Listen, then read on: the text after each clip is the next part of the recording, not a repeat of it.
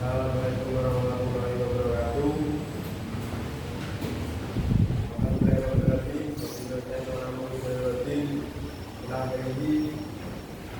Di sini kelompok 5 akan menyampaikan hasil diskusi kita yang berjudul otonomi pendidikan pada perguruan tinggi.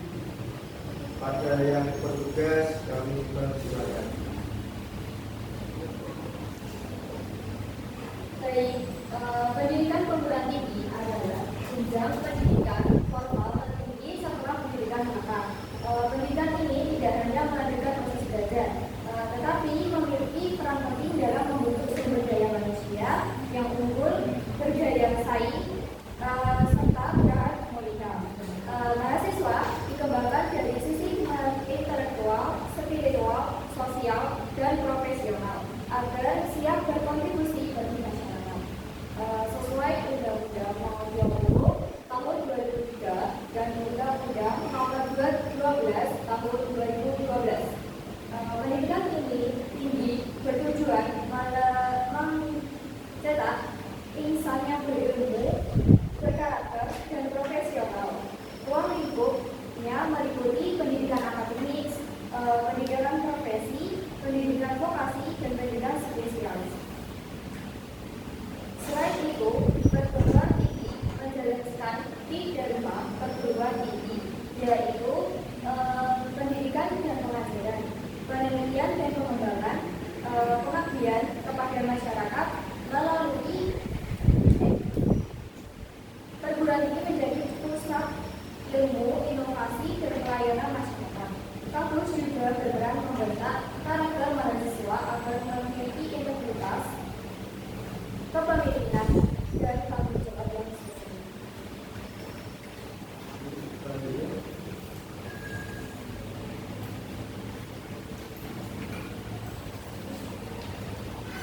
Selanjutnya yakni pengaruh otonomi pendidikan terhadap kualitas pendidikan dan pendidikan di perguruan tinggi.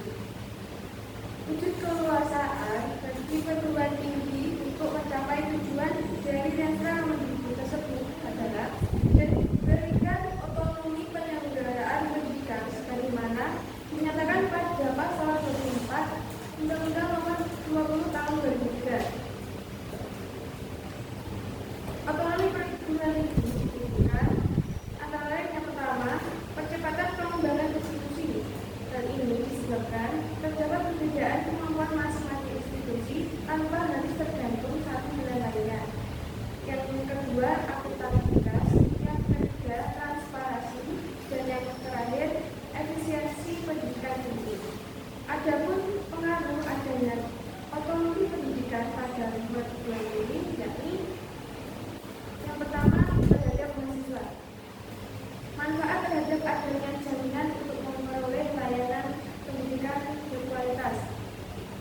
Yang selanjutnya, kesempatan untuk memperoleh pengalaman mengimplementasikan hasil belajarnya melalui pemanfaatan kerjasama perguruan tinggi dan dunia industri. Yang terakhir, meningkatkan potensi bagi peserta belajar untuk ikut serta dalam kegiatan pendidikan. Yang kedua, terhadap dosen. Yang pertama, jaminan memperoleh dana pendidikan. Yang kedua, kesetaraan dalam jenjang karir akademik. Selanjutnya, terhadap perguruan tinggi. Yang pertama, jaminan terhadap otonomi akademiknya. Yang kedua, memiliki fleksibilitas mutu dalam pengelolaan sumber daya untuk meningkatkan perguruan tinggi. Yang terakhir, memperoleh dukungan pendanaan dari pemerintah. Jadi, otonomi pendidikan menjadi instrumen penting dalam memperkuat kualitas perguruan tinggi dengan memberikan ruang pengelolaan yang lebih fleksibel namun tetap terkendali dan fokus pada peningkatan mutu pendidikan secara berkelanjutan, dan juga memberikan kesempatan untuk mengembangkan ilmu pengetahuan dengan melakukan kegiatan penelitian sehingga akan berdampak positif terhadap peningkatan kualitas perguruan tinggi. Selanjutnya yaitu bentuk implementasi otonomi di perguruan tinggi. Penerapan kebijakan ekonomi dibagi menjadi 2, yaitu melalui status BHMN atau Badan Hukum Milik Negara dan BLU, Badan Layanan Umum, membawa perubahan signifikan dalam pengelolaan universitas dan institut.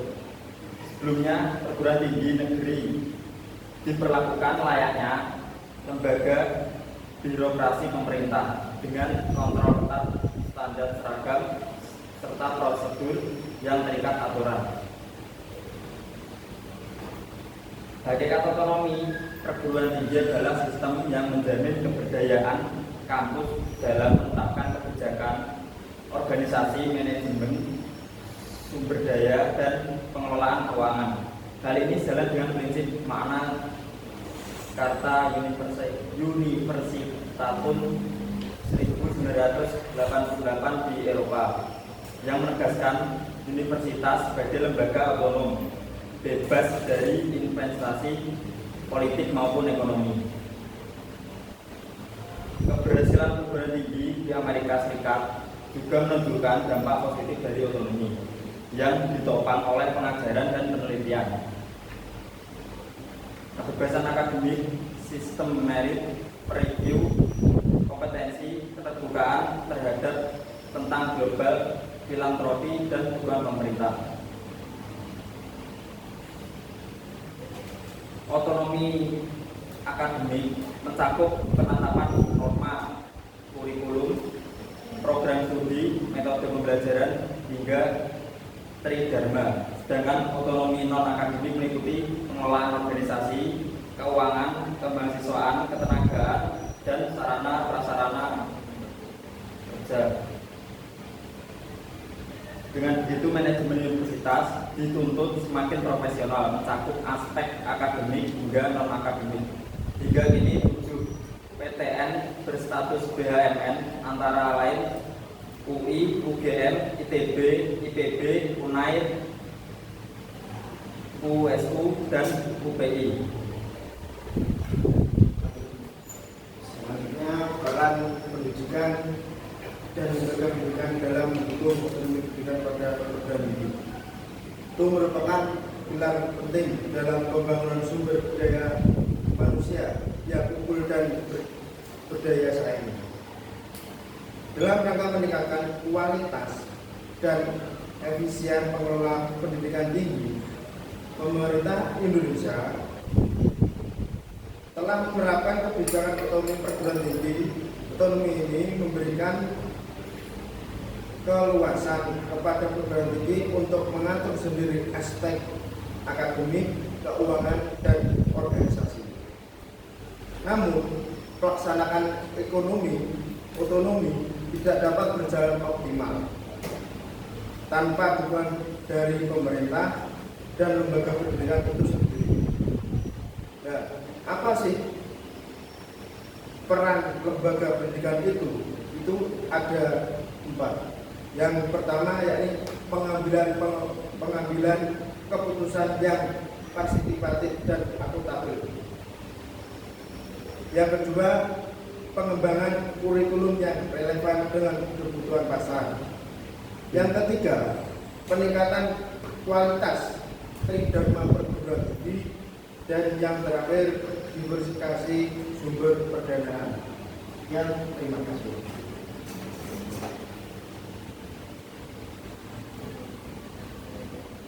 Oke, sekian presentasi dari kelompok 5.